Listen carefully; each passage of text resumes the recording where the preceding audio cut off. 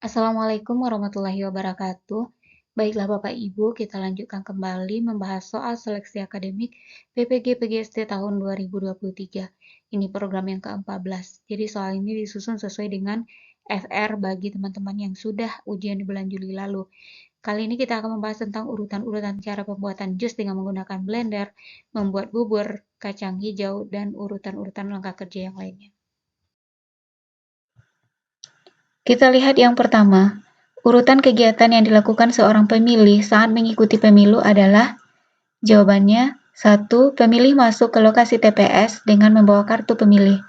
2. Duduk di tempat duduk pemilih hingga nama terpanggil. 3. Jika nama sudah terpanggil, serahkan formulir dan kartu pemilih dan terima satu kartu suara. 4. Pemilih masuk ke bilik suara untuk melakukan pencoblosan. 5. Pemilih memasukkan surat suara ke dalam kotak suara. Dan yang keenam, sebelum keluar area TPS, pemilih mencelupkan salah satu jarinya ke dalam tinta sebagai bukti telah memilih.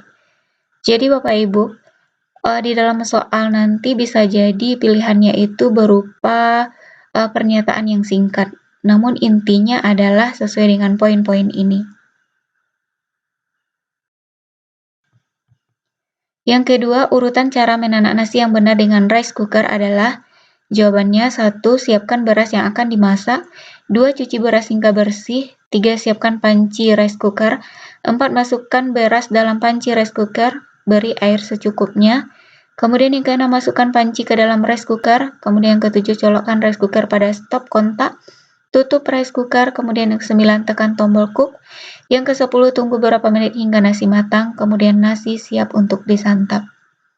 Jadi sekali lagi saya peringatkan bahwa bisa jadi di soal nanti pernyataannya jauh lebih singkat dari ini, namun yang perlu diingat itu adalah langkah-langkahnya ini tidak boleh terbalik atau urutannya harus sesuai.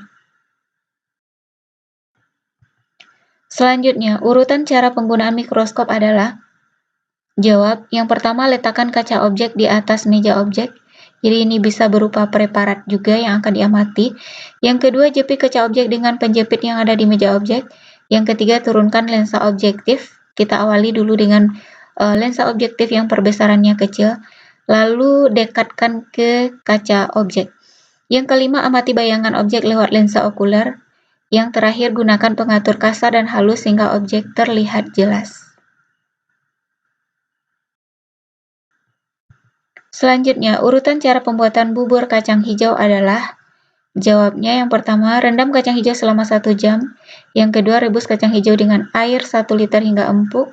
Yang ketiga, rebus gula merah dan gula pasir dengan 500 ml air. Tuangkan larutan gula merah dan gula pasir ke dalam rebusan kacang hijau dengan memakai saringan. Yang kelima, rebus kembali kacang hijau, masukkan juga daun pandan, santan, garam, serta potongan jahe. Aduk hingga merata, kemudian kacang hijau siap disajikan.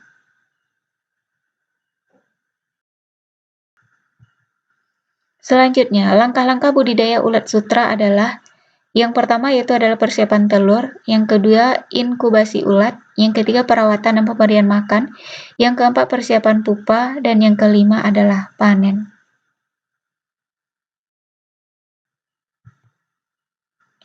Selanjutnya, urutan cara membuat jus dengan blender adalah jawabannya yang pertama, bersihkan tabung blender dan cakramnya. Yang kedua, masukkan potongan buah yang akan di blender dan tambahkan air. Yang ketiga, letakkan tabung di atas mesin dan putar searah dengan jarum jam dan kencangkan. Yang kelima, tutup tabung dengan rapat dan hubungkan dengan aliran listrik. Putar tombol kecepatan blender sesuai keinginan. Yang kelima, setelah buah halus, matikan blender dan masukkan jus buah ke dalam gelas. Jus siap untuk dinikmati.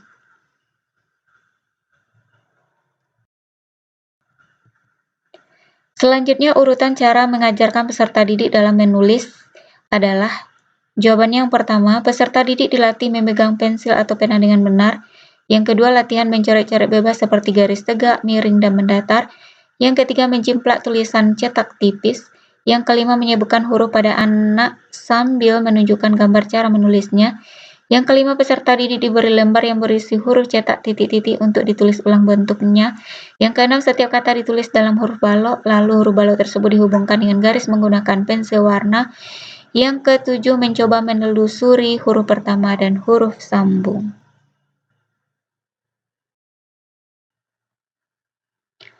Selanjutnya, urutan cara membentuk kelompok belajar adalah, jawabannya yang pertama, cari teman dan tentukan jumlah orang yang akan bergabung. Yang kedua, tentukan tempat yang akan digunakan untuk belajar. Yang ketiga, rencanakan apa yang akan dipelajari. Yang keempat, jalin relasi dengan senior atau pengajar. Yang kelima, tanyakan sesuatu dan diskusikan.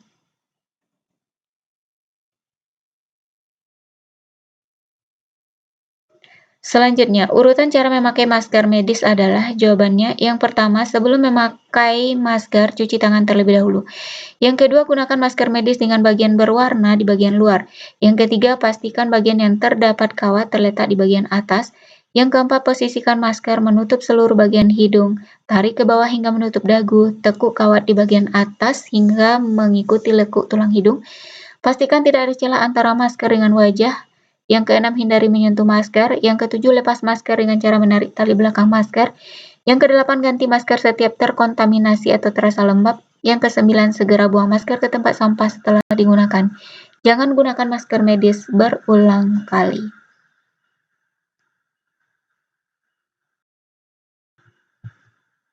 Selanjutnya, ini ada beberapa pernyataan. Urutan teks pidato yang benar adalah, yang pertama, sekianlah pidato saya ucapkan terima kasih. Yang kedua, yang terhormat Bapak Ibu Guru serta rekan-rekan kelas 6 yang sangat saya cintai. Ketiga, bumi ini semakin tua, bencana dapat terjadi di mana saja. Setahun yang lalu gempa bumi menimpa Yogyakarta bagian selatan. Yang keempat, pertama-tama marilah kita selalu bersyukur kehadirat Tuhan Yang Maha Esa yang telah melimpahkan rahmat dan hidayahnya kepada kita sehingga sampai saat ini kita masih diberi kesehatan. Yang kelima, menghadapi bencana yang terkadang di luar perkiraan, satu kuncinya. Marilah kita menyerahkan diri kepada Tuhan Yang Maha Esa. Urutan teks pidato yang benar itu adalah, yang pertama itu adalah yang 2, yang terhormat Bapak Ibu Guru serta rekan-rekan kelas 6 yang saya cintai. Kemudian yang keempat, pertama-tama marilah kita selalu bersyukur. Kemudian yang ketiga, masuk ke inti pidato yaitu tentang bumi dan bencana alam. Yang kelima yaitu masih sambungan dari cara menghadapi bencana, dan yang terakhir itu adalah penutup. Jadi urutannya adalah 2, 4, 3, 5, 1. Demikianlah Bapak Ibu pembahasan soal pada video kali ini, semoga bermanfaat dan saya doakan semoga Bapak Ibu lulus pre-tes PPG tahun ini. Amin amin ya robbal alamin. Demikian saja. Assalamualaikum warahmatullahi wabarakatuh.